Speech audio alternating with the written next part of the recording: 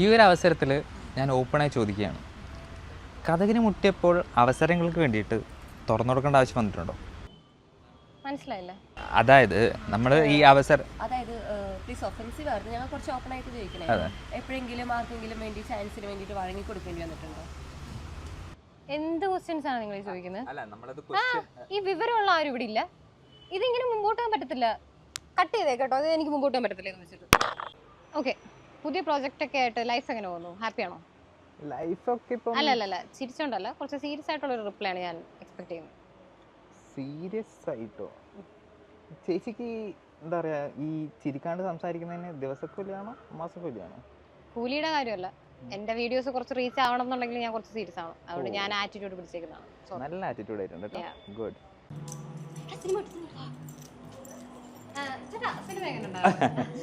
First half വളരെ നന്നായിട്ടുണ്ടായിരുന്നു. Second half Mohanlal കൊള്ളൂല്ല, പോടാ പോടാ ഡാൻസ് കളിക്കാൻ പറ്റും. ഇപ്പം നമ്മൾ ഈ കണ്ട വീഡിയോസ് എല്ലാം എന്ന് പറയുന്നത് ഗസ്റ്റ് ആണെങ്കിലും ഇൻ്റർവ്യൂവർ ആണെങ്കിലും ചാനലാണെങ്കിലും നല്ല രീതിയിൽ റീച്ച് കയറിയ വീഡിയോസാണ്. അപ്പോൾ അത് ആ റീച്ച് കയറാനായിട്ടുണ്ടായ കാര്യം എന്താണ്? അതായത് മേ ബി അതിൻ്റെ ക്വാളിറ്റി ഉള്ള കണ്ടൻറ്റ് കൊണ്ടാണോ? എനിക്ക് തോന്നിയിട്ടില്ല.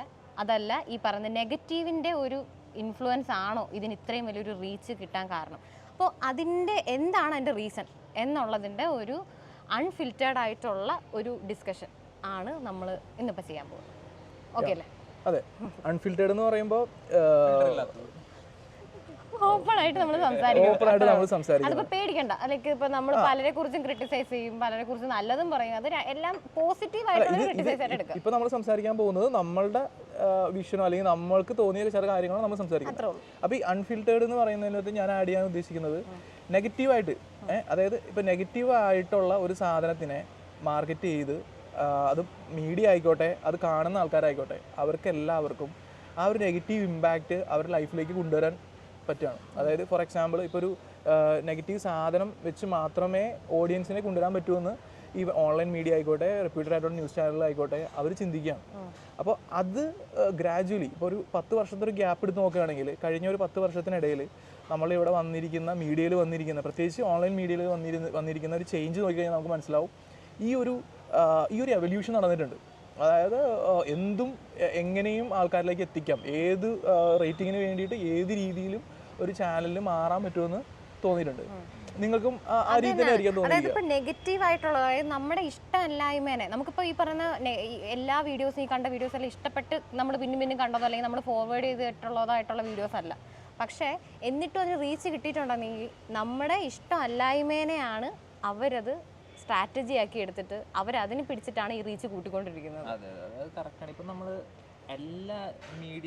എല്ലാ മീഡിയാസിൻ്റെ പല മീഡിയ ഉണ്ടല്ലോ, അത് വെച്ച് നോക്കുമ്പോഴും ഒരു ട്രെൻഡിങ് ആയിട്ട് കുറേ സാധനങ്ങളുണ്ടാവും. ശ്രദ്ധിച്ചിട്ടുണ്ടോ?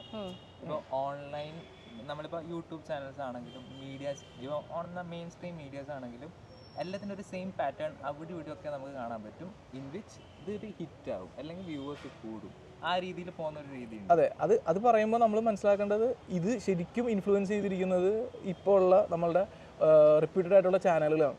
അവർ ഒരു രീതി അല്ലെങ്കിൽ ഒരു മെജോറിറ്റി ഓഫ് അവരുടെ ഓപ്പറേഷൻസ് ഈ ഓൺലൈൻ മീഡിയകളിൽ നിന്ന് അഡാപ്റ്റ് ചെയ്തിട്ടുണ്ട്. കാരണം റേറ്റിങ്ങിന് വേണ്ടിയിട്ട് ക്യാമറ കൊണ്ട് ഓടുക, അല്ലെങ്കിൽ ക്യാമറ ഒരാളുടെ വീട്ടിലേക്ക് എങ്ങനെ കടന്നു ചെല്ലാം, അല്ലെങ്കിൽ എവിടേക്ക് കയറി ചെല്ലണം എന്നുള്ളതിനൊരു റെസ്ട്രിക്ഷൻ ഇല്ലാതെ, ഒരു ഗൈഡ് ലൈൻ ഇല്ലാതെ അവർ മുൻപോട്ട് പോവാണ്. അതായത് ഇപ്പം അത് മാത്രമല്ല, നമുക്കിപ്പം ഈ പറഞ്ഞ കണക്ക് നെഗറ്റീവിൻ്റെ കാര്യം പറഞ്ഞ് ഏതൊരു പരിപാടി, ഇപ്പോൾ സിനിമ ആയിക്കോട്ടെ, അതല്ലെങ്കിൽ ഒരു ചർച്ച ആയിക്കോട്ടെ, ഒരു ഓൺലൈൻ വീഡിയോ ആയിക്കോട്ടെ, ബീപ്പോട് കൂടി വന്ന കാര്യങ്ങൾ നമ്മൾ മുഖം ചുളുക്കി ഇരുന്നത് കൊണ്ടാണ് അവരെ ബീപ്പിട്ടിട്ടുള്ളത്. ഇപ്പോൾ ആ ബീപ്പ് ഇല്ലാണ്ട് പച്ചയ്ക്ക് ആ ഒരു തെറിയാണെങ്കിൽ പോലും, ഒരു മോശം വാക്കാണെങ്കിൽ പോലും അത് യൂസ് ചെയ്യുക എന്നുള്ളത് ഇപ്പം ആ ഒരു മുഖം ചുളുപ്പില്ല. ഇപ്പം ഈവൻ എനിക്കാണെങ്കിൽ പോലും അത് കേൾക്കുമ്പോൾ കൊള്ളാം, ഇതൊരു ടൈപ്പ്, എനിക്ക് തോന്നുന്നത് ഇതൊരു ടൈപ്പ് ഓഫ് എവല്യൂഷൻ ആണ്. അതായത് ഇങ്ങനെ കാണിച്ച് നമ്മളെ തന്നെ ഒരു നെഗറ്റീവ് ഇമ്പാക്റ്റിലേക്ക് വന്നു. ഇപ്പൊ നമ്മളൊരു സാധനം കാണുന്ന നമ്മളുടെ ഒരു പെർസ്പെക്റ്റീവിനെ തന്നെ അവർ നെഗറ്റീവ് രീതിയിൽ മാറ്റിയേക്കാണ്. ഫോർ എക്സാമ്പിൾ, ഇപ്പോൾ നമ്മളൊരു ഇൻഫോർമേറ്റീവ് വീഡിയോ കാണുകയാണ്, നമ്മളൊരു ഇതുപോലുള്ളൊരു കുറച്ച് കോൺട്രവേഴ്ഷ്യൽ ആയിട്ടുള്ളൊരു സാധനം കാണുകയാണ്, നമ്മൾ ഏറ്റവും കൂടുതൽ ഫോർവേഡ് ചെയ്ത് കൊടുക്കാൻ ചാൻസ് ഉള്ളത് ഈ കോൺട്രവേഴ്ഷ്യലാണ്. ഇൻഫോർമേറ്റീവ് സാധനം അയച്ചു കൊടുക്കുന്നതുകൊണ്ട് ചിലപ്പോൾ കണ്ടില്ലെന്ന് തന്നെ വരാം. കാരണം ഈ ഒരു കൾച്ചർ നമ്മളും നമ്മളുടെ വരും തലമുറയും അല്ലെങ്കിൽ ഇങ്ങനെ ഇത് കൈമാറിക്കൊണ്ടിരിക്കുകയാണ്. ഈ കൊച്ചു കുട്ടികളുടെ കാര്യം ഒരു എക്സാമ്പിൾ പറയാം. നമ്മുടെ ഇപ്പോൾ ഒരു യൂട്യൂബ് ചാനലാണെങ്കിൽ പോലും ഓപ്പൺ ആയിട്ട് ആ ആൾ ഫേമസ് ആയത് തന്നെ അയാൾ തെറി വാക്കുകൾ ഉപയോഗിക്കുന്നുണ്ടാണ്. അവർക്ക് ഒരു സെറ്റ് ഓഫ് കൊച്ചു കുട്ടികളുടെ ഒരു ഫാൻസ് ഉണ്ട്. ആ ഫാൻസ് എന്ന് പറഞ്ഞാൽ അവർക്ക് മാസ് കാണിക്കാൻ പറ്റുന്നത് ഒരു തെറി വിളിക്കുമ്പോഴാണ്. അതായത് ഇപ്പോൾ ആ പറയുന്ന ഒരു ഇൻ്റർവ്യൂ ലൈക്ക് ഒരു ഇൻഫ്ലുവൻസർ ആയിക്കോട്ടെ, ആരാണെങ്കിലും ആ ഒരു ക്യാമറ ആണെങ്കിലും ഒരു മൈക്ക് കിട്ടിയാലും അയാൾക്ക് വായി തോന്നിയത് പറയാം. ഞാൻ ആലോചിക്കുകയാണ്,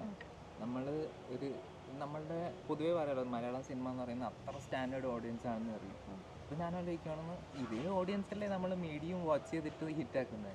അപ്പോൾ സിനിമയുടെ റേഞ്ച് എവിടെ, നമ്മളുടെ ഓൺലൈൻ കണ്ടന്റ് ഹിറ്റാവുന്നത് ഒരേ ആൾക്കാർ തന്നെയാണ് ഈ രണ്ട് രീതിയിൽ ചെയ്യുന്നത്. അപ്പം അങ്ങനെ ആലോചിക്കുമ്പോൾ ഈ പറഞ്ഞ പോലെ ആരാണ് ഉത്തരവാദികൾ, മീഡിയക്കാരാണോ ആൾക്കാരാണോ കാണുന്നത്? അല്ല, അതിലേക്കാണ് നമ്മൾ വരുന്നത്. അതായത് ഇത് ശരിക്കും ആരുടെയും കുറ്റമോ തെറ്റോ ആയിട്ടല്ല. കാരണം എല്ലാവരും സർവൈവ് ചെയ്യാൻ വേണ്ടിയിട്ടാണ് പല കാര്യങ്ങളും ചെയ്യുന്നത്. പക്ഷേ ഈ സർവൈവലിൽ വരുമ്പോൾ അതിനൊരു റെസ്ട്രിക്ഷൻ ഇല്ല. അതിനെ എന്താ പറയുക, ഒരു അൺകൺട്രോൾഡ് ആയിട്ടുള്ള ഒരു സ്ഥലത്തേക്ക് അഴിച്ചു വിട്ടേക്കാണ്. അപ്പോൾ അവിടെ ചെന്ന് അവിടെ എന്തും പറയാം. ഇപ്പോൾ ഒരു മീഡിയയിൽ എടുത്തു കഴിഞ്ഞിട്ടുണ്ടെങ്കിൽ ഒരു മീഡിയ വിചാരിച്ചു കഴിഞ്ഞാൽ ഒരു ഓൺലൈൻ സെൻസർ ബോർഡ് ഉണ്ട്. അതെ, മീഡിയക്ക് ഒരു സെൻസറിങ്ങും ഇല്ല. ഇനി ആരെങ്കിലും ഇതിനെതിരെ വന്നു കഴിഞ്ഞിട്ടുണ്ടെങ്കിൽ അവരെ തുടച്ചു നീക്കാനോ അല്ലെങ്കിൽ അവർക്കെതിരെ പ്രവർത്തിക്കാനോ ഈ മീഡിയക്ക് സാധിക്കും. ഫോർ എക്സാമ്പിൾ പറയുകയാണെങ്കിൽ ഇപ്പോൾ ഒരു മീഡിയയിൽ വന്നിരുന്ന ഒരാൾക്ക് എന്ത് ഫോൾസ് അലിഗേഷനും പറയാം. കറക്റ്റ് അലിഗേഷൻ ആണോ അല്ലെങ്കിൽ തെറ്റാണോ ഇല്ലയോ എന്നുള്ളതൊന്നും നമ്മൾ ഈ 8 മണിക്കത്തുള്ള ചർച്ച കണ്ടേ അറിയാം. അവരിങ്ങനെ സംസാരിച്ചുകൊണ്ടിരിക്കും. അവർക്ക് അതിനകത്തുനിന്ന് ഒരു റിസൾട്ട് വരുന്നുണ്ടോ അല്ലെങ്കിൽ അത് കൺക്ലൂഡ് ചെയ്യാൻ പറ്റുന്നുണ്ടോ? ഇല്ല. അതൊരു അരമണിക്കൂറോ 1 മണിക്കൂറോ കഴിയുമ്പോൾ അവർ പറയും ഇന്നത്തെ ചർച്ച കഴിഞ്ഞു, അല്ലെങ്കിൽ അത് ജസ്റ്റ് അങ്ങനെ എൻഡ് ചെയ്യാണ്. അതുകൊണ്ട് ഒന്നും പ്രൊവൈഡ് ചെയ്യുന്നില്ല. അപ്പോൾ തമാശയ്ക്ക് പറയും കൊച്ചു പിള്ളേരെ ഒട്ടും കാണിക്കാൻ പാടില്ലാത്തത് ഈ 8 മണിക്കത്തുള്ള ചർച്ചകളാണെന്നൊക്കെ പറഞ്ഞ് ഇങ്ങനെ പറയാറുണ്ട്. ചാനൽസ് അല്ല ഇപ്പോൾ ഈ ഓൺലൈൻ മീഡിയയിൽ ഇപ്പോൾ ഇവർ കയറി എന്തും പറയുന്നുള്ളൊരു ഫ്രീഡം ഉണ്ടല്ലോ. അത് വാക്കുകൊണ്ട് അല്ലെങ്കിൽ ഒരു ഓഡിയോ മാത്രമല്ല, സംസാരത്തിലൂടെ മാത്രമല്ല ആൾക്കാർ ഇപ്പോൾ എന്തും സ്വാതന്ത്ര്യം ചെയ്യാനുള്ളൊരു സ്വാതന്ത്ര്യം ഉള്ളത്. ഇപ്പോൾ ഈ അർജുൻ്റെ ഇഷ്യൂ ആണെങ്കിൽ തന്നെ അത് പ്രവൃത്തിയിലൂടെയാണ്. ആ ആളുടെ ഒരു കൊച്ചു കുട്ടിയുടെ പേഴ്സണൽ അവരുടെ ഫാമിലിയിലോട്ട് ലൈഫിലോട്ട് എവിടെ നിർത്തണം അവരുടെ ഒരു മൈക്കും കൊണ്ട് ചെല്ലുന്ന പ്രവൃത്തി എന്നുള്ളത് അവർക്ക് അറിയത്തില്ല. അവർ ഡയറക്റ്റ് പോയി ആ കുഞ്ഞിനോട് ചോദിക്കുമ്പോൾ അത് കണ്ടുകൊണ്ടിരുന്ന നമുക്ക് എല്ലാവർക്കും ഭയങ്കരമായിട്ട് നെഗറ്റീവ് തോന്നി എന്നും പറഞ്ഞ ആ ചാനൽ കാണാതിരിക്കുന്നുണ്ടോ ആരെങ്കിലും? അത് മാത്രമല്ല, നമ്മൾ ഇപ്പൊ അതിനെതിരെ ഒരുപാട് പേര് നമ്മൾ പലപ്പോഴും ഇതുപോലെ നമ്മളൊക്കെ ഇരുന്ന് സംസാരിച്ചിട്ടുണ്ട്. പക്ഷേ ഇപ്പോഴും ആ ചാനൽ ലൈവിലുണ്ട്. അവർക്കെതിരെ ഒരു കേസ് കൊടുത്തിട്ടുണ്ടോ എന്ന് എനിക്കറിയില്ല. പക്ഷേ ഇതെല്ലാം ലൈവിൽ നിൽക്കുകയാണ് അവർ. അപ്പോൾ അതിനെ സംബന്ധിച്ചിടത്തോളം എന്താ പ്രശ്നം എന്ന് വെച്ചിട്ടുണ്ടെങ്കിൽ ഇതിനൊരു ഗൈഡ് ലൈൻ ഇല്ല. ഇത് എന്താ പറയുക, ആർക്കും എന്തും ചെയ്യാം, ആർക്കും എങ്ങനെയും ഇതിനെ വളച്ചൊടിക്കാം. ഒരു ഇൻസ്റ്റാഗ്രാം ഐ ഡിയോ അല്ലെങ്കിൽ ഒരു മെയിൽ ഐ ഡിയും ഉണ്ടെങ്കിൽ ആർക്കും ഒരു ചാനൽ തുടങ്ങാം, ഒരു ക്യാമറ എടുത്ത് ഇറങ്ങി എന്തും എക്സ്പ്രസ് ചെയ്യാമെന്നുള്ള രീതിയിലാണ്. ഈ എക്സ്പ്രഷൻ എന്ന് പറയുന്നത് മറ്റൊരാളുടെ മൂക്കിന് തുമ്പത്ത് എത്തുമ്പോഴത്തേക്ക് എൻ്റെ ലിബർട്ടി തീരാണ്. എനിക്കിപ്പോൾ പലപ്പോഴും തോന്നുന്നുണ്ട്, ഇപ്പം ന്യൂസ് ചാനലൊക്കെ മറ്റേ എന്താ പറയുക സാഡ് BGM ഒക്കെ ഇട്ടിട്ട് ആൾക്കാരെ എങ്ങനെ എക്സ്പ്ലോർ ചെയ്യാം, അല്ലെങ്കിൽ അത് എക്സ്പ്ലോർ ചെയ്യുന്നതാണോ അതെങ്കിൽ വേറെ ശരിക്കും അത് എൻഗേജ് ചെയ്യിപ്പിക്കുന്നതാണ്. എൻഗേജ് ചെയ്ത് അതൊരു മീഡിയ ചാനൽ ചെയ്യാൻ ശരിക്കും പറ്റുമോ എനിക്ക് അറിഞ്ഞു. ആക്ച്വലി BBC ഒക്കെ നോക്കുമ്പോൾ ഒരിക്കലും അവര് ഒരു മെയിൻ സ്ട്രീം ന്യൂസിൽ ഒരിക്കലും BGM കുത്തി നിറച്ചിട്ട് ഇങ്ങനെ ഒരു മരണം വീട്ടിൽ പോയിട്ട് ഒരു സെന്റിമെന്റ്സ് എക്സ്പ്രസ് ചെയ്യാൻ വേണ്ടിയിട്ട്. ഇതിനൊരു എക്സാമ്പിൾ എന്ന് വെച്ചാൽ നമ്മൾ തെലുങ്ക് സിനിമ കാണുന്നതും ഒരു ഹോളിവുഡ് സിനിമ കാണുന്ന ഡിഫറൻസ് ആണ്. തെലുങ്ക് സിനിമയ്ക്ക് അത് ഒരു ഇടി കഴിഞ്ഞാൽ പിന്നെ ഒരു പാട്ടാണ്. അവിടെ പാട്ടൊന്നും പരിപാടി ഇല്ല. അത്ര ഡിഫറൻസ് ഉള്ളൂ. പക്ഷേ എങ്ങനെയൊക്കെയാണെങ്കിലും നമ്മളൊരു കൾച്ചർ അനുസരിച്ച് ഇപ്പോൾ ഇന്ത്യൻ കൾച്ചറോ ഇവിടുത്തെ ഒരു സംസ്കാരം അനുസരിച്ചിട്ട് ഉള്ള ന്യൂസുകൾ കാണിച്ചാൽ മതി. പക്ഷേ അതിന് എന്താ പറയുക, ഒരു പ്രോപ്പർ റെസ്ട്രിക്ഷനോട് കൂടി പ്രോപ്പർ ഒരു ഗൈഡൻസോട് കൂടി പോവുക. അപ്പോൾ നമ്മൾ തന്നെ കഴിഞ്ഞ ദിവസം ഒരു മാധ്യമ ധർമ്മം എന്ന് പറയുന്ന ഒരു സാധനം ഉണ്ടല്ലോ. ഇപ്പം എനിക്ക് തോന്നുന്നില്ല ഇങ്ങനെ വർക്ക് ചെയ്യുന്നതുകൊണ്ട് ആർക്കാ ഗുണം? അവര് പൈസ ഉണ്ടാക്കുന്നുണ്ട്, റവന്യൂ ആണല്ലോ എല്ലാവരുടെയും മെയിൻ കാര്യം. മാധ്യമം എന്ന് പറഞ്ഞിട്ടുണ്ടെങ്കിൽ എക്സാക്ട്ലി ന്യൂസ് അറിയിക്കുക എന്നുള്ളത് മാത്രമല്ല, സമൂഹത്തിൽ കുറച്ച് ഉത്തരവാദിത്തങ്ങൾ കൂടി ഉണ്ട്. എങ്ങനെ ആൾക്കാരെ എന്റർടൈൻ ചെയ്യിപ്പിക്കുക എന്നുള്ളതാണ് ഇപ്പോഴത്തെ നോക്കുന്നത്. ഈ പറഞ്ഞ പോലെ നേരത്തെ തൊട്ട് മുന്നേ പറഞ്ഞാണ്, അതായത് സെൻസർ ബോർഡ് എന്ന് പറഞ്ഞൊരു കാര്യം ഈ ഫിലിമിനാണെങ്കിൽ എന്ത് കാര്യത്തിനും ഒരു ഗൈഡ് ലൈൻ ഉണ്ട്. ഈ പറയുന്ന നമ്മുടെ ഗവൺമെൻറ് ഓഫ് ഇന്ത്യ തന്നെ നമ്മുടെ ചാനലുകൾക്ക് അല്ലെങ്കിൽ ബ്രോഡ്കാസ്റ്റിംഗ് കാര്യങ്ങൾക്ക് എല്ലാത്തിനും ഒരു ഗൈഡ് ലൈൻ വെച്ചിട്ടുണ്ട്. ഉണ്ട്. എല്ലാ ഈ പറഞ്ഞ ഡിജിറ്റൽ മീഡിയാസിനും എല്ലാം ഉണ്ട്. നമ്മളിപ്പോൾ ഒരു കുഞ്ഞു ചാനൽ, നമ്മുടെ ഈ ചാനൽ പോലും നമ്മൾ സ്റ്റാർട്ട് ചെയ്യുന്നത് അതിന് യഥാർത്ഥത്തിൽ കീപ്പ് ചെയ്യേണ്ട കുറച്ച് ഫോമാറ്റും കാര്യങ്ങളൊക്കെ ഉണ്ട്. അത് ഓൾറെഡി പബ്ലിഷ്ഡ് ആണ്. പക്ഷേ അത് 2022 പബ്ലിഷ് ചെയ്ത് ഈവൻ ഇപ്പം യൂട്യൂബിൽ ഒരു മീഡിയ കണ്ടന്റ് ഇടുന്നതാണെങ്കിൽ അതിനൊരു ഗൈഡ് ലൈൻ എല്ലാത്തിനും ഉണ്ട് കാര്യം. നമുക്ക് എന്തും പറയാമെന്നുള്ള കാര്യം ഉണ്ടായിട്ടും അതിനൊരു ബാനോ അല്ലെങ്കിൽ അത് ആരും അത് നോക്കിക്കൊണ്ട് പോകുന്നില്ല എന്നുള്ളൊരു കാര്യമാണ് ഇപ്പോൾ ഉള്ളത്. ഇപ്പം ആ ഒരു ഇപ്പം നമ്മുടെ ചാനൽ സ്റ്റാർട്ട് ചെയ്തപ്പോൾ നമുക്ക് ഇതെല്ലാം നോക്കി വേണം ചെയ്യാൻ. നമ്മൾ നോക്കിയിട്ടുണ്ടായിരുന്നു, പക്ഷേ അതിനകത്തുള്ള ഡോക്യുമെൻ്റ് എന്ന് പറഞ്ഞു കഴിഞ്ഞാൽ നമുക്ക് ആർക്കും വായിച്ചു കഴിഞ്ഞാൽ പോലും മനസ്സിലാവാത്തൊരു കാര്യമാണ്. ഭയങ്കര ബുദ്ധിമുട്ടാണ് വായിച്ചെടുക്കാൻ. അതുകൊണ്ട് തന്നെ നടപ്പിലാക്കാൻ പക്ക ലീഗൽ ടേംസും കാര്യങ്ങളൊക്കെ വെച്ചിട്ടാണ് ആ ഡോക്യുമെന്റ് പ്രിപ്പയർ ചെയ്തിരിക്കുന്നത്. അപ്പോൾ അവിടുത്തെ പ്രശ്നം എന്താണെന്ന് വെച്ച് കഴിഞ്ഞാൽ ഒരു ഡോക്യുമെന്റ് ഉണ്ടോ ഒരു പോളിസി ഉണ്ടോ എന്നുള്ളത് നോക്കി കഴിഞ്ഞ് കഴിഞ്ഞിട്ടുണ്ടെങ്കിൽ ഇവർക്ക് വായിച്ചാൽ മനസ്സിലാവുന്നില്ല. ഇത് ചെയ്യാമോ ചെയ്യാൻ പാടില്ലാത്തതാണ്, ഇത് എവിടെ നിർത്തണം, അത് പ്രോപ്പറായിട്ട് ഗൈഡ് ചെയ്തിട്ടില്ല. പിന്നെ അത് മാത്രമല്ല, ഇനിയിപ്പോൾ റൂൾ ഉണ്ടെന്ന് വെച്ചോ, ഇതിന് വേണ്ടിയിട്ട് എത്ര കേസുകൾ എടുത്തിട്ടുണ്ടാവും, എത്ര പേര് ശിക്ഷിച്ചിട്ടുണ്ടാവും, എത്ര മീഡിയ ചാനൽ ടേക്ക് ഡൗൺ ചെയ്യുന്നുണ്ടാവും. അല്ല, ചാനൽ ബാൻ ചെയ്തിട്ടുണ്ട്. ഈ കുറച്ച് നാൾ മുമ്പ് ഒരു വാർത്ത പ്രസിദ്ധീകരിച്ചെന്ന് പറഞ്ഞിട്ട് നമ്മുടെ മലയാളത്തിൽ തന്നെ ഒരു channel, news channel take down ചെയ്തിട്ടുണ്ട്. അത് പിന്നെ കേസിന് പോയി അത് അപ്പീൽ വന്ന് ബാക്കി തിരിച്ചു വന്നിട്ടുണ്ട്. പക്ഷേ ഞാൻ പറയുന്നത് വെച്ചാൽ അത്തരത്തിലുള്ള ആക്ഷൻസ് റെഗുലറായിട്ട് വേണം. അതിന് പ്രഷറൈസ് ചെയ്യാനായിട്ട് ഈ പൊളിറ്റിക്കൽ പാർട്ടീസോ അല്ലെങ്കിൽ മറ്റ് കോർപ്പറേറ്റ്സ് ആയിട്ടുള്ള ആൾക്കാരോ ഇടപെടാതിരിക്കുക. അതിന് അതെ, അവർക്ക് ഈ പറഞ്ഞ ഡോക്യുമെന്റ്സ് സബ്മിറ്റ് ചെയ്യണ്ട, ഒരു വെരിഫിക്കേഷൻ. നമ്മുടെ ഒരു ഫുഡിന്റെ ആപ്ലിക്കേഷൻ നമ്മൾ എടുക്കാന്ന് വിചാരിക്കുക, അല്ലെങ്കിൽ ഒരു മാട്രിമോണി. ഓക്കെ, ഒരു മാട്രിമോണി 1-to-1 ഡിസ്കഷനിൽ പോകാൻ പറ്റുന്ന ഒരു കാര്യമാണ് ഈ മാട്രിമോണി.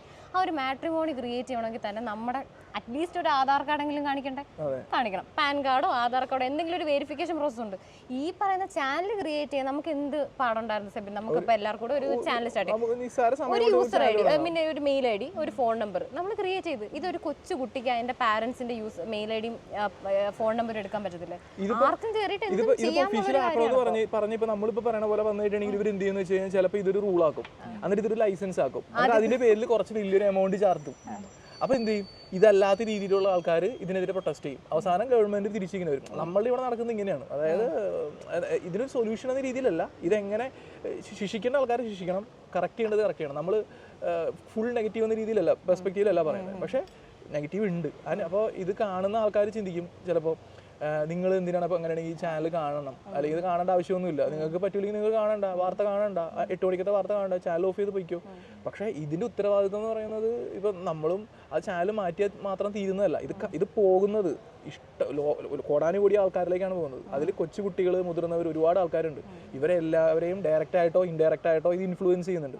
അപ്പോൾ വരുന്നൊരു തലമുറയെ തന്നെ ബാധിക്കുകയാണ്. ഞാൻ നേരത്തെ തുടക്കത്തിൽ പറഞ്ഞ പോലെ ഒരു എവല്യൂഷൻ ഇവിടെ സംഭവിച്ച് ഈ ആൾക്കാരിൽ എല്ലാവരിലും ഇനി ഒരു 10 കൊല്ലം കഴിഞ്ഞ് കഴിയുമ്പോഴല്ലോ നമ്മളിപ്പോൾ കാണുന്ന ഒരു ആറ്റിറ്റ്യൂഡോ ഈ ഒരു വയലൻ്റ് ആറ്റിറ്റ്യൂഡോ അല്ല. ഒരാൾ കോടതിയിൽ നിന്ന് അല്ലെങ്കിൽ ഒരാൾ പോലീസ് സ്റ്റേഷനിൽ നിന്ന് കോടതിയിലേക്ക് പോവുകയാണെങ്കിൽ ആ പോലീസ് ജീപ്പിന്റെ ഫ്രണ്ടിൽ പോകുന്നത് മീഡിയ ആയിരിക്കും. കാരണം പുറകെ ചേസ് ചെയ്ത് എങ്ങനെയെങ്കിലും ആദ്യം ഫസ്റ്റ് ഷൂട്ട് ചെയ്ത് കാണിക്കുന്ന ആൾക്കാർക്ക് പിന്നെ. അപ്പൊ ഇത് ആൾക്കാരെ ധ്രുവ്രാട്ടിന്റെ ഓർമ്മ അവന്റെ കുറച്ച് വീഡിയോസ് ഭയങ്കര കുറെ ആൾക്കാർ ഭയങ്കര ഇൻഫ്ലുവൻസ് ആയിരുന്നു അത് ഇലക്ഷന്റെ സമയത്ത്. അല്ല, അത് നമ്മളിതിന് പോസിറ്റീവ് സൈഡ് ഇതിൽ നമ്മളിപ്പോൾ സംസാരിക്കുമ്പോൾ എല്ലാവരും വിചാരിക്കും നമ്മൾ ഈ നെഗറ്റീവ് എന്താ പറഞ്ഞുകൊണ്ടിരിക്കുന്നത്. പോസിറ്റീവ് സൈഡ് നമുക്ക് എല്ലാവർക്കും അറിയാം, പക്ഷെ നെഗറ്റീവ് സൈഡ് നമ്മൾ അറിഞ്ഞുകൊണ്ട് നമ്മളത് അക്സെപ്റ്റ് ചെയ്ത് നമ്മളുടെ ഭാഗമായിട്ട് കൊണ്ടു നടക്കുകയാണ്. ഇതിപ്പോഴേ നമ്മൾ സിനിമ എന്ന് പറയുന്ന ഒരു കാര്യം പല ആൾക്കാരും റെഫർ ചെയ്ത് അല്ലെങ്കിൽ ഒരു റെഫറൻസ് പോലെ വെക്കാറില്ല. അത് സത്യം തന്നെയാണ്, ചെയ്യരുത് എന്നാണ് പറയപ്പെടുന്നത്. എല്ലാ സിനിമകളും ഇത് റിയൽ നിങ്ങൾ കണ്ടുപഠിക്കാനുള്ള സാധനമല്ല. പക്ഷെ എന്നാൽ പോലും ഒരു മീഡിയ എന്ന് പറയുമ്പം ഇങ്ങനെയാണെന്ന് മെയിൻ ഇപ്പം നമ്മുടെ മോഹൻലാലിൻ്റെ ഫിലിം ലൂസിഫർ, അതിനകത്ത് ആ പെൺകുട്ടീനെ ഡയറക്റ്റ് ഒരു ഇഷ്യൂ ഉണ്ടായപ്പോൾ ആ പെൺകുട്ടി ഡയറക്റ്റ് പോകുന്ന എവിടെ മീഡിയയിലോട്ടാണ്. എന്നെ എസ്തച്ചൻ പീഡിപ്പിച്ചു എന്നും പറഞ്ഞിട്ട് പോവാണ്. ആ പോയപ്പോഴത്തേക്ക് എന്താ അത് അറിഞ്ഞിട്ടാണ് പോലീസ് പോയി പുള്ളിനെ പൊക്കുന്നതും. പിന്നെ 2 ദിവസം കഴിഞ്ഞിട്ട് പുള്ളിക്കാരി ഓക്കെ വന്നിട്ടാണ് എന്നെ ഒന്നും ചെയ്തിട്ടില്ല, സോറി, അത് പിന്നെ ഒരു ഫിലിമിന്റെ പെർസ്പെക്റ്റീവിൽ അവർക്ക് ചിലപ്പോൾ അങ്ങനെയൊക്കെ കാണിച്ച് ആൾക്കാരെ എന്റർടൈൻ ചെയ്യും. പക്ഷേ നമ്മളിപ്പോൾ നിവിൻ പോളിയുടെ കേസ് എടുത്തു. നിവിൻ പോളിയുടെ കേസിൽ ആരാണ് പ്രതി അല്ലെങ്കിൽ ആരാണ് ശരി, ഒരാൾ ഒരു കുറ്റം ആരോപിച്ച് വന്നിരിക്കുന്നു, അത് വന്നു കഴിഞ്ഞപ്പോൾ അത് ഓൺലൈനിൽ വന്ന് അതിനെപ്പറ്റി സംസാരിക്കുന്നു, അത് വലിയൊരു ഇഷ്യൂ ആകുന്നു, പെട്ടെന്ന് അതിന് വേറൊരു റിപ്ലൈ വരുന്നു, എല്ലാം ഓൺലൈനിൽ തന്നെ സോൾവ് ചെയ്ത് വരുമ്പോൾ നമ്മളിപ്പോൾ ഞാൻ ഇതിനകത്ത് ആര് തെറ്റ് ചെയ്തു ശരി ചെയ്തു എന്നുള്ളത് ഞാൻ ന്യായീകരിക്കുന്നതല്ല. പക്ഷേ അവിടെ നടക്കാൻ പോണ കാര്യം എന്ന് വെച്ച് കഴിഞ്ഞാൽ ചിലപ്പോൾ അവിടെ പറയുന്ന ഓൺലൈൻ, അതായത് മീഡിയ വിചാരണ, ഓൺലൈൻ വിചാരണ നടന്നു കഴിഞ്ഞ് അതിന്റെ തീർപ്പും വരുത്തി കുറെ പേര് ട്രോൾ ചെയ്യുന്നു. അപ്പൊ ഇങ്ങനെ ചെയ്ത് ചോദിക്കുന്ന ചോദ്യങ്ങളൊക്കെ ശ്രദ്ധിച്ചിട്ടുണ്ടോ? പോലീസുകാർ ചോദിക്കുന്ന അതേ രീതിയിലാണ്, എത്ര സമയം എപ്പോഴാണ് പോയത്, അവിടെ CCTV ഉണ്ടായിരുന്നു. ഇതാണ് എനിക്ക് പറയാനുള്ളത്. അതായത് റിയൽ ഇതിപ്പോ നമ്മളിപ്പോ പറയുന്നത് ടി വിയിൽ വന്നത് നമ്മൾ കണ്ടത് നമ്മളൊരു തേർഡ് പാർട്ടി ആയിട്ട് ഇങ്ങനെ ഇരുന്ന് കാണുന്ന മാത്രമാണ്. എൻ്റെ റിയൽ ലൈഫിൽ എൻ്റെ ഒരു ഫ്രണ്ടിന് ഇതുപോലെ ഒരു ഇഷ്യൂ വന്നു. ആ പുള്ളിക്കാരൻ ഒരു കംപ്ലൈൻറ്റ് പോലെ വന്നു. ആള് ഡയറക്റ്റ് പറഞ്ഞു ഓക്കെ നമുക്കത് കോർട്ട് വഴി പോകാം, എൻ്റെ ഭാഗത്ത് പൂർണ്ണമായിട്ട് ശരിയുണ്ടെന്ന് എനിക്ക് അറിയാവുന്നതുകൊണ്ട് നമുക്ക് കോർട്ട് വഴി കേസ് വഴിയായിട്ട് പോവാം. ലീഗലി അത് പോയപ്പോൾ ഡയറക്റ്റ് ഇപ്പോൾ ആ കോർട്ടിൽ എൻ്റെ കേസ് നടന്നുകൊണ്ടിരിക്കുന്ന കൂട്ടത്തിൽ തന്നെ ആ കംപ്ലൈൻറ്റ് കൊടുത്ത ആൾ ഡയറക്റ്റ് പോയിട്ട് ഈ മീഡിയയിലോട്ട് പോയി. അതും ഇപ്പോഴത്തെ റണ്ണിങ്ങിൽ നമ്പർ 1 പോയിക്കൊണ്ടിരിക്കുന്ന മീഡിയ ചാനൽ, TV ചാനൽ. അവർ ഡയറക്റ്റ് ഒരു ദിവസം ഫോൺ ചെയ്തിട്ട് പറയാണ് ഇന്ന ആളല്ലേ, ഞങ്ങൾക്ക് ഇങ്ങനെ ഒരു കംപ്ലൈൻറ്റ് കിട്ടിയിട്ടുണ്ട് നിങ്ങൾക്ക് അഗേൻസ്റ്റ്, അതിന് വേണ്ടിയിട്ടുള്ള ABCD ക്വസ്റ്റ്യൻസ് ചോദിക്കുകയാണ്. അത് ആ രീതിയെ കാര്യം അവർക്ക് അത് ചോദിക്കാനുള്ള റൈറ്റ്സ് ആര് കൊടുത്തു? അത് അവരല്ല ചെയ്യണം, പോലീസുണ്ട്. അതും ഓൾറെഡി കോർട്ടിൽ കേസ് നടക്കുന്ന കാര്യം അതറിഞ്ഞിട്ടും ഇവരെ വിളിച്ച് ക്വസ്റ്റ്യൻ ചെയ്യേണ്ട യാതൊരു ആവശ്യമില്ല, അതിന് ഒരു റൈറ്റ്സും ഇല്ല അവർക്ക്. അല്ല അതാണ് നമ്മൾ പറഞ്ഞത്. അത് ഈ മീഡിയ പോലീസ് അല്ലെങ്കിൽ ഈ ഓൺലൈൻ വിചാരണ എന്ന് പറയുന്ന സാധനം അവർ മാർക്കറ്റ് ചെയ്യാണ്, അവരത് സെല്ല് ചെയ്യാൻ നോക്കുകയാണ്. അപ്പൊ അതിൽ മീഡിയാസിന്റെ മാത്രം പ്രശ്നമായിട്ട് നമുക്ക് പറയാൻ പറ്റുമോ? അയാൾ അങ്ങോട്ട് പോയതൊന്നും നമുക്ക് പറയാലോ. അത് വിശ്വാസം അങ്ങനെ എത്തിയത് എങ്ങനെയാണ്? ഫേവർ ചെയ്യുന്ന ആൾക്കാരുണ്ട്, ഫേവർ ചെയ്യപ്പെടും. ഇപ്പൊ ഒരു ചെറിയൊരു കാരണം കൊണ്ട് ചിലപ്പോൾ ഇപ്പൊ കോടതിയിൽ മീഡിയയിൽ വന്നിരുന്ന് ഞാൻ സംസാരിക്കുമ്പോൾ ഞാൻ പറയുന്ന ഒരു കാര്യം, ഞാനൊരു ഡേറ്റ് മാറിപ്പോയി, അല്ലെങ്കിൽ എനിക്കൊരു ഹോട്ടലിൻ്റെ പേര് മാറിപ്പോയി, തിരിച്ച് ഞാൻ പോലീസ് സ്റ്റേഷനിൽ വന്നു പറയുന്ന സമയത്ത് ഈ ഡേറ്റ് അല്ല ഞാൻ പറയുന്നത്, വേറെ ഡേറ്റാണ് വരുന്നത്. ഈ ഒരു കാരണം വെച്ചിട്ട് തന്നെ ഇവർക്ക് വേണമെങ്കിൽ ആ കേസ് തള്ളിപ്പോവും. മനസ്സിലായില്ല? ഇതിന് വേറെ കുറേ ലൂപ്പ് ഹോൾസ് കാര്യങ്ങൾ വരും. അപ്പോൾ ആൾക്കാരെ ഏറ്റവും ആദ്യം തന്നെ പോകേണ്ടത് ചാനലിലേക്കാണോ, അല്ലെങ്കിൽ അത് അവിടെ എവിടെ നിർത്തണം, ഈ സാധനം എവിടെ നിർത്തണം. ഇപ്പം നമ്മൾ ഇപ്പോൾ സംസാരിച്ച കാര്യത്തെപ്പറ്റി തന്നെ കാണുന്നവർക്ക് തോന്നും ഇവർ ചുമ്മാ ഉണ്ടാക്കി പറഞ്ഞതാണ്. അങ്ങനെ ഡൗട്ടുള്ള ആരെങ്കിലും ഉണ്ടെങ്കിൽ നേരിട്ട് ചോദിച്ചു കഴിഞ്ഞിട്ടുണ്ടെങ്കിൽ ആൾക്കാർ ഏത് മാധ്യമമാണെന്ന് വരെ നമ്മൾ പറയും. ഇത് പ്രശ്നം എന്താ അറിയോ, നമ്മൾ മീഡിയ ചാനലിലൂടെ ഇങ്ങനത്തെ ഒരു സാധനം നമ്മൾ ആൾക്കാരെ ചോദ്യം ചെയ്യുമ്പോൾ നമ്മൾ ആൾക്കാരിലേക്ക് ഇട്ട് കൊടുക്കുകയാണ്. ഏത് വിശ്വസിക്കണം, ഇവർ പറയുന്നത് ശരിയാണോ തെറ്റാണോ എന്ന് ആൾക്കാർ അസ്യൂം ചെയ്യണം. നേരെ മറിച്ച് ഒരു പോലീസിന്റെ രീതി എന്താണെന്ന് വെച്ചാൽ അവരൊരു ക്ലോസ്ഡ് റൂമിൽ ഒരു ഇന്ററോഗേഷൻ അവിടെ നടക്കുന്നത്. അത് ഒരിക്കലും മീഡിയാസ് ചെയ്യാൻ പറ്റില്ല, ചെയ്യാൻ പാടില്ല. ഇത് തന്നെ എങ്ങനെയാന്ന് വെച്ച് കഴിഞ്ഞാൽ ഇത് മീഡിയയിൽ നടക്കുന്ന കാര്യം, പുറത്ത് ഫുൾ വെർബൽ റീപ്പിംഗ് ആണ്. അതായത് ആൾക്കാരെ ചീത്ത പറഞ്ഞ് ആ ചെയ്യുന്ന ആൾ ചിലപ്പോൾ തെറ്റ് ചെയ്തിട്ടുണ്ടാവും, അയാൾക്ക് എതിരെയും അല്ലെങ്കിൽ അയാൾക്ക് നേരെ നിൽക്കുന്ന ഒരുപാട് പേരുണ്ടാവും. അങ്ങനെ പ്രവർത്തിക്കുന്ന സമയത്ത് എന്ത് സംഭവിക്കുന്നു വെച്ച് കഴിഞ്ഞിട്ടുണ്ടെങ്കിൽ ഇത് ശരിയാണ്, അയാൾ ശിക്ഷിക്കപ്പെട്ട് കഴിഞ്ഞിട്ടുണ്ടെങ്കിൽ ഓക്കെ ഫൈൻ. ഇനി അയാൾ പുറത്തേക്ക് ഇറങ്ങുന്നത് അയാൾ ഫ്രീ ആയി കഴിഞ്ഞാൽ ഇവർ കാണിക്കുമോ? ഇവർ കാണിക്കും. ഏറ്റവും അടിയിൽ ചെറിയൊരു പോയിന്റ് കാണിക്കും, അയാൾ വെറുതെ വിട്ടു, അല്ലെങ്കിൽ അയാൾ കുറ്റവിമുക്തനായി. അയാൾ അനുഭവിക്കേണ്ടി വന്ന അത്രയും നാളുണ്ടായ ഇഷ്യൂ അയാളുടെ ഫാമിലി, അയാൾ ഒരാളല്ലല്ലോ, അയാളുടെ ഫാമിലി അനുഭവിക്കേണ്ടി വന്നു. ഇപ്പം ഈ പറയുന്ന കണക്ക് ഇപ്പം ഈ ഫിലിമിന്റെ ഇത്രയും ഈ ഹേമ കമ്മിറ്റി റിപ്പോർട്ട് ഇതിനകത്ത് ഇഷ്യൂസ് മാത്രമാണ് പറഞ്ഞുകൊണ്ടിരിക്കുന്നത്. എവിടെയെങ്കിലും ഒരു സൊല്യൂഷൻ നടന്നു, അതിനൊരു അത് കുറ്റക്കാരനല്ലെന്നോ അല്ലെങ്കിൽ അതിന്റെ എന്തെങ്കിലും നല്ല കാര്യം നടന്നു ഇവരാരും കാണിക്കുന്നുണ്ടോ? ഞാൻ ഇതുവരെ കാണാത്തോണ്ടാണ് പറഞ്ഞത്, ഞാൻ കണ്ടിട്ടില്ല അങ്ങനെ ഒരു നല്ല കാര്യം. അങ്ങനെ ഒരു എലിഗേഷൻ ആരും ഈ ഒരു ആക്ടറിന്റെ പേരിൽ ഉണ്ടായില്ല, അത് കാണിക്കാം. അതായത് ഒരു എലിഗേഷൻ ഇപ്പം ഇന്ന ആളുടെ പേരിൽ ഉണ്ടായി എന്ന് പറയുന്നത് അതൊരു ന്യൂസാണ്. പക്ഷേ അത് ആരാണ് ആ എലിഗേഷൻ ഉണ്ടായത് അല്ലെങ്കിൽ പറഞ്ഞത്, അയാളെ പോയി അയാളോട് ചോദ്യം ചോദിച്ച് അയാൾ എടുക്കുന്ന തെളിവെടുപ്പ് ഒരു ആങ്കർ നടത്തുന്നതാണ്. അപ്പോൾ അവിടെയൊക്കെയാണ് പ്രശ്നം. അത് അലിഗേഷൻ ഉണ്ടാകുന്നത് പേരടക്കം കാണിക്കുന്നത് as per the Indian laws അത് അലൗഡ് ആണ്, അതുകൊണ്ട് യാതൊരു പ്രശ്നമില്ല. പക്ഷെ അതില് ഇവര് ഒരു ഇൻവെസ്റ്റിഗേഷൻ തമ്മിലുള്ള കോമ്പറ്റീഷൻസും ബ്രേക്കിംഗ് ന്യൂസ് അതാണ് ആദ്യം പൊളിക്കുക. അതായത് ഈ ഇൻവെസ്റ്റിഗേഷൻ നടത്താനായിട്ട് ഇവർ പറഞ്ഞു വിടുന്ന ആളെന്ന് പറയുന്ന ഒരു ചിലപ്പോൾ ഒരു എക്സിക്യൂട്ടീവ്, ഒരു ജൂനിയർ ലെവൽ ഒരു ആളായിരിക്കും. അയാൾക്ക് ആ ഫാമിലിനെ പറ്റിയോ ഇതിനെ പറ്റിയോ വലിയ ഐഡിയ ഒന്നും ഉണ്ടാവില്ല. ചോദിക്കാൻ പറഞ്ഞാൽ ക്വസ്റ്റ്യൻസ് നേരെ പോയി ചോദിക്കുന്നു, ആ ഫാമിലിയുടെ അവസ്ഥ എന്താണ്, ഇപ്പോഴത്തെ കറന്റ് സിറ്റുവേഷൻ എന്താണ്, അതൊന്നും അറിയണ്ട. അവർക്ക് ജസ്റ്റ് ആ ഒരു ക്ലിക്ക് ബൈറ്റിന് ഒരു സാധനം കിട്ടുക എന്നുള്ള സാധനത്തിന് മാത്രം നിൽക്കുകയാണ്. അപ്പൊ പിന്നെ ഞാൻ ചോദിക്കുന്നത്, അപ്പൊ പിന്നെ നമ്മുടെ പോലീസിന്റെ ആ ഒരു സിസ്റ്റം, കോർട്ടിന്റെ സിസ്റ്റം, ആ ഒരു ലീഗൽ സൈഡൊക്കെ എനിക്ക് കുറച്ചാൾ കഴിയുമ്പോൾ ഈ വൈകുന്നേരം ആകുമ്പോഴത്തേക്ക് ഒരാളൊക്കെ ചിറ്റികായിട്ട് കയറിയിരിക്കും, ഇന്നത്തെ ഒരു 10 തീർപ്പ് എനിക്ക് തീർക്കാനുണ്ടെന്ന് പറഞ്ഞിട്ട്. അതെല്ലാം ന്യൂസ് ആയിരിക്കും. അല്ല, എനിക്ക് പോലീസുകാരും മീഡിയാസും തമ്മിലുള്ള ഒരു ടൈപ്പ് ഉണ്ട് തോന്നുന്നുണ്ട്. എനിക്ക് പലപ്പോഴും അങ്ങനെ തോന്നിയിട്ടുണ്ട്. കാരണം ഒരു പോലീസ് സ്റ്റേഷനിൽ ഒരു കേസ് രജിസ്റ്റർ ചെയ്യുമ്പോൾ അത് മീഡിയാസ് അറിയും.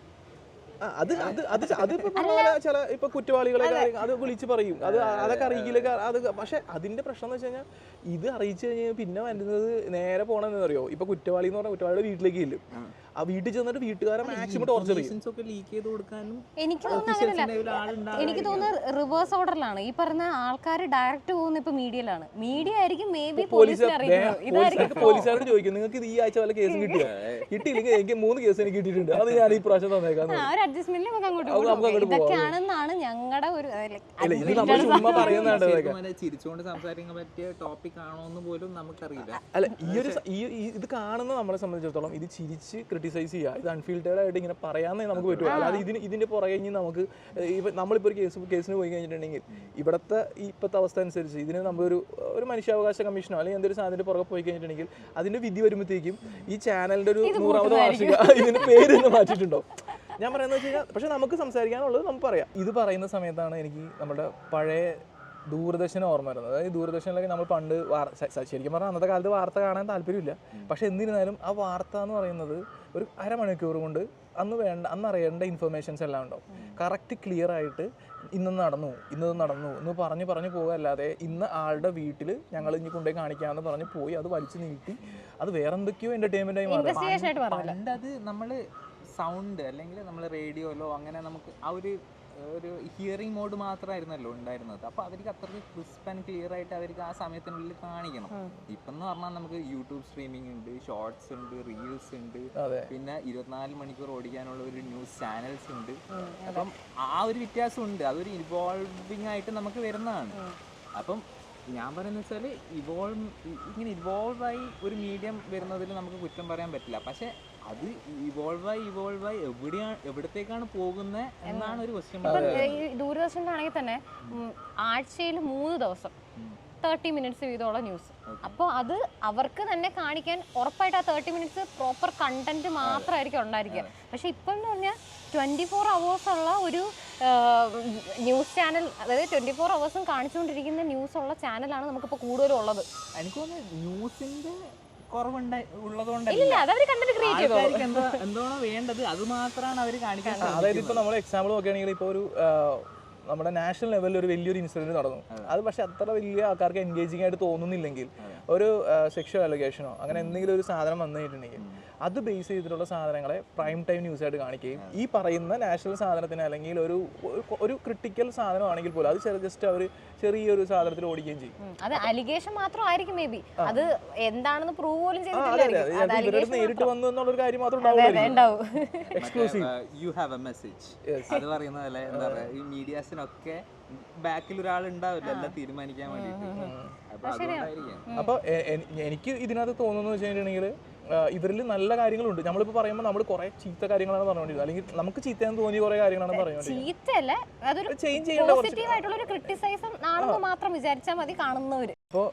ഇപ്പോൾ ഉള്ള നമ്മളുടെ സംസാരം വെച്ചിട്ട് നമ്മൾ പറയുന്നത് എല്ലാം നെഗറ്റീവാണ്. ഇപ്പോൾ ഉള്ള മീഡിയയിൽ എല്ലാം നെഗറ്റീവാണെന്നല്ല നമ്മൾ പറയുന്നത്. പക്ഷേ അതിനകത്ത് പോസിറ്റീവായിട്ടുള്ള കാര്യങ്ങളുണ്ട്, നെഗറ്റീവായിട്ടുള്ള കാര്യങ്ങളുണ്ട്. ഇപ്പോൾ പോസിറ്റീവായിട്ടുള്ള കാര്യങ്ങൾ തന്നെ പറയുകയാണെങ്കിൽ ഈ ഫ്ലഡിൻ്റെ സമയത്തോ അല്ലെങ്കിൽ മറ്റേ ഉരുൾപൊട്ടലിൻ്റെ സമയത്തൊക്കെ അവർ 24/7 അവിടുത്തെ കാര്യങ്ങൾ അറിയിക്കുകയും ഇൻഫർമേഷൻസ് പാസ് ചെയ്യുകയും അതുപോലെ തന്നെ call centre 24/7 call centre support ചെയ്യണം. അതൊക്കെ നല്ല കാര്യങ്ങളായിട്ട് തന്നെയാണ്. നല്ല കാര്യങ്ങൾ എടുത്ത് പറയുക തന്നെ വേണം. പക്ഷേ നമ്മൾ ഒരിക്കലും ഇത്രപാട് നമ്മൾ കുറ്റം പറഞ്ഞെങ്കിലും അവർ കോൺട്രിബ്യൂട്ട് ചെയ്യുന്ന ഒരു സെറ്റ് ഓഫ് അതൊരിക്കലും കണ്ടില്ലെന്ന് വെക്കാൻ പറ്റില്ല. അത് ഈ പേപ്പറിൽ വരാത്ത കാര്യങ്ങൾ, പല കാര്യങ്ങളും ചെറുതാണെങ്കിൽ പോലും ഇൻഫോർമേറ്ററി ആയിട്ടുള്ള കാര്യങ്ങൾ ഇവർ കാണിക്കുന്നുണ്ട്. അത് ഉറപ്പായിട്ടും പറയുന്നുണ്ട്. പക്ഷേ കുറെ കള്ളന്മാർ പോലീസുകാരെ പേടില്ല, പക്ഷെ മീഡിയക്കാരെ പേടിയുള്ള ആൾക്കാരെ അത് ഉറപ്പായിട്ടുണ്ട്. അതെല്ലാം ഈ പറഞ്ഞ നമ്മൾ തന്നെ പേടിക്കണം. അല്ല ഇപ്പൊ ഞാൻ പറയാം, അതിന് വേറൊരു സൈഡ് കൂടി ഉണ്ട്. ശരിയാണോ തെറ്റാണോ അറിയാതെയാണ് അവർ വിളിക്കുന്നത്. അവർ അത് ഏറ്റെടുക്കുന്നത് ഇത് കറക്റ്റ് ആണോ ഇല്ലെന്നല്ല. അവർക്ക് ജസ്റ്റ് ആ ഒരു അരമണിക്കൂർ 1 മണിക്കൂർ ഡിസ്കഷനിൽ അവർക്ക് കിട്ടണം. അത്രേ അവർ ഉദ്ദേശിക്കുന്നുള്ളൂ. അപ്പൊ ആ ക്ലിക്ക് ബൈറ്റിന്റെ പുറകെ പോകുമ്പോഴാണ് നമുക്ക് ഇതൊരു എന്താ പറയാ ഇത് എവിടെയോ ഒന്ന് റെസ്ട്രിക്ട് ചെയ്യേണ്ടതില്ലേ എന്ന് തോന്നുന്നത്.